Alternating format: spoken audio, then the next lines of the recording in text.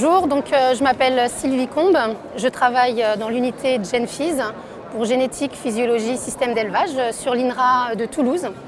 Et je suis venue au salon aujourd'hui pour montrer un peu au public ce que nos thématiques de recherche et nos travaux et l'intérêt de nos travaux sur notamment le microbiote et pourquoi il est intéressant de contrôler ce microbiote chez nos animaux d'élevage. Voilà. Il y a une manipulation que je présente au public et qui intéresse particulièrement les enfants, c'est de fabriquer des billes d'alginate. Alors pourquoi des billes d'alginate ? Eh bien, dans notre laboratoire, nous sommes en phase de mise au point d'une technique dans laquelle nous essayons d'isoler chaque bactérie dans une goutte d'alginate, comme ici. Donc ces gouttes d'alginate migrent dans un fluide d'huile. Nous les récupérons, nous les faisons réticuler dans une solution de chlorure de calcium afin que ces gouttes deviennent solides et nous permettent de manipuler ces bactéries. Ce qui nous intéresse au laboratoire, c'est de déterminer si ces bactéries sont résistantes ou non aux antibiotiques. C'est pourquoi nous récupérons ces billes et nous les faisons pousser dans un milieu qui contient ou non de l'antibiotique.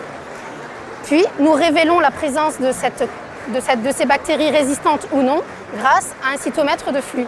Si la bactérie pousse dans sa bille, alors elle est résistante. Si elle ne pousse pas, alors elle est sensible. Et la proportion de résistante versus sensible nous donne un état de la résistance de l'écosystème au traitement aux antibiotiques. C'est intéressant pour nous car nous cherchons également à développer des alternatives aux antibiotiques pour préserver la santé des animaux. Ce que je souhaite vous expliquer ou vous démontrer, c'est pourquoi il est intéressant de se préoccuper des microbiotes pour les animaux d'élevage. Donc tous ces microbes qui occupent l'intestin de nos animaux d'élevage. Alors, les animaux d'élevage qui nous préoccupent sont à la fois le porc, la volaille, le lapin, le cheval, la vache, mais également le poisson ou le canard. Pourquoi on s'y intéresse ? Eh bien, ce qu'on veut, d'une part, c'est améliorer l'efficacité alimentaire, puisque les bactéries qui sont présentes dans l'intestin des animaux, comme celles qui sont présentes chez les humains, nous aident à digérer et permettent d'utiliser la fraction fibreuse, les fibres de la ration. Donc, on veut optimiser cette efficacité digestive via l'optimisation de ce microbiote. Ce microbiote a également un rôle très fort sur la santé, notamment l'action de barrière, et c'est ce qu'on utilise notamment chez la volaille, où la présence d'un microbiote riche et varié permet de limiter la colonisation par des pathogènes. On utilise également les propriétés du microbiote pour limiter la production de méthane, par exemple, chez les vaches.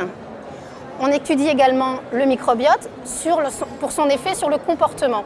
En effet, il y a un lien très fort entre le microbiote intestinal, que ce soit chez l'homme ou chez l'animal, et le cerveau. On dit d'ailleurs que l'intestin est le deuxième cerveau. C'est important notamment chez le cheval, où les performances de l'athlète cheval sont conditionnées par son état de stress et son comportement. On étudie également le microbiote pour faciliter la transition au sevrage de certaines espèces qui sont plutôt fragiles, comme le porc ou le lapin. Avoir un microbiote déjà bien installé permet de réussir cette transition de manière plus aisée pour le lapin et pour le porc. Et enfin, on étudie le microbiote car on veut limiter le transfert des gènes d'antibiorésistance lorsqu'ils sont présents d'une manière indépendante à la prise d'antibiotiques. Voilà.